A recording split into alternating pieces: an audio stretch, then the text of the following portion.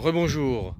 Pour compléter ma vidéo de tout à l'heure, je voulais dire que par rapport à tout ce qui se passe, le corona truc, machin, il y a un truc bizarre qui se passe qu'on peut constater, c'est par rapport au système immunitaire de chacun, chacune, l'un peut être touché, un autre touché s'en sortir, un autre mourir malheureusement, puis d'autres ne pas l'attraper. Et c'est vrai que d'un point de vue médical, ça se passe comme ça et ça peut paraître un peu bizarre. Je vois ça d'un autre point de vue, c'est que c'est un peu plus complexe que ça à mon avis. C'est que ça dépend sur un autre niveau, qu'on appelle un niveau spirituel, un niveau plus élevé que notre mental humain.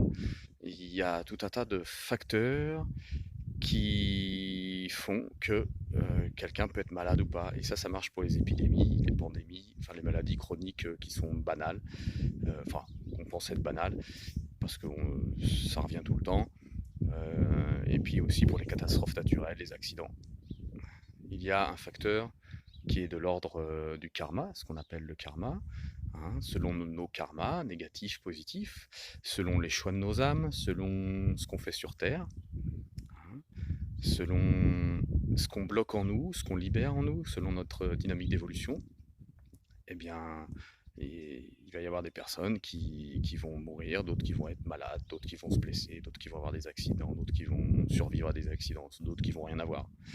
Et je pense que ce qui se passe là, c'est aussi ça, parce que la Terre, depuis 20-25 ans,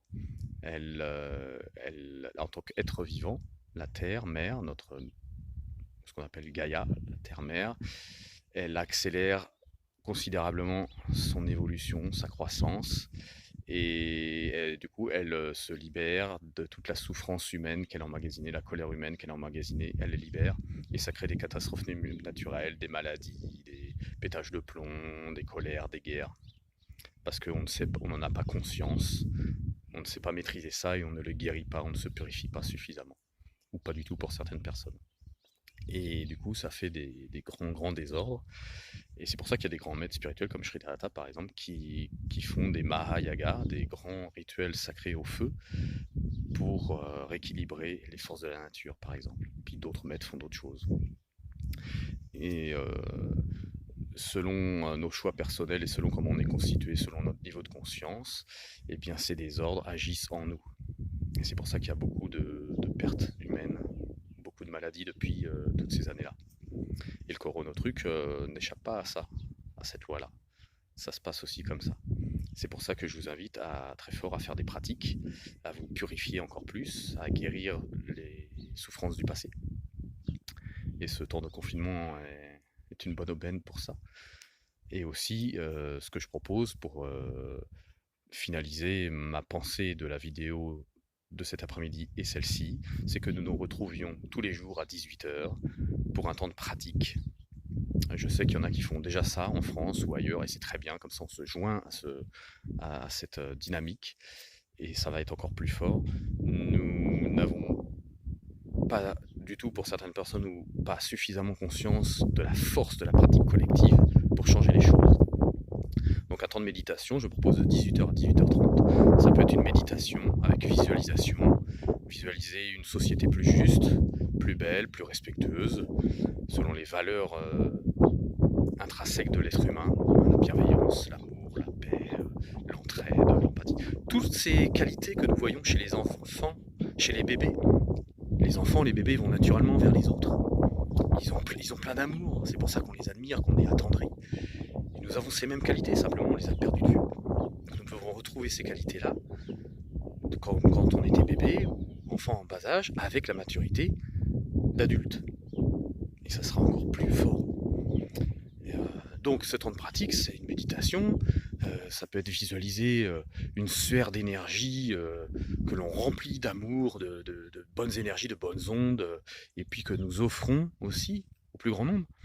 Il y a la récitation de Om, qui est très puissante, mentale particulièrement, et qui fait des ondes de haute fréquence.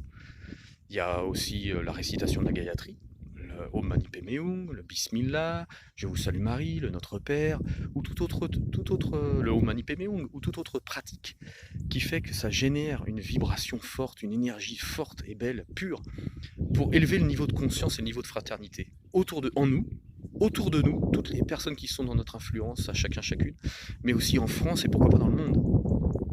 Et ça permettra de changer la société, pour une société plus juste. Et c'est ça que nous pouvons faire. Hein. Il y a ceux qui militent, il y a ceux qui font des choses techniques pour changer les choses, et puis il y a aussi de cette façon-là. Et ça aide, ça se voit moins, mais ça aide, mais vraiment très très fort. Donc voilà ce à quoi je vous invite. Alors je sais que j'ai pas beaucoup d'abonnés, mais bon, hein, on sait jamais, cette vidéo pourra être utile à plein de monde. Et donc je vous propose rendez-vous dès demain, le 3 avril à 18h. Chacun se connecte aux uns aux autres par la pensée, et puis on fait une pratique d'une demi-heure dans cette intention que je viens de dire. N'hésitez pas à me contacter à lesoufflelibre@gmail.com. A bientôt pour une autre vidéo.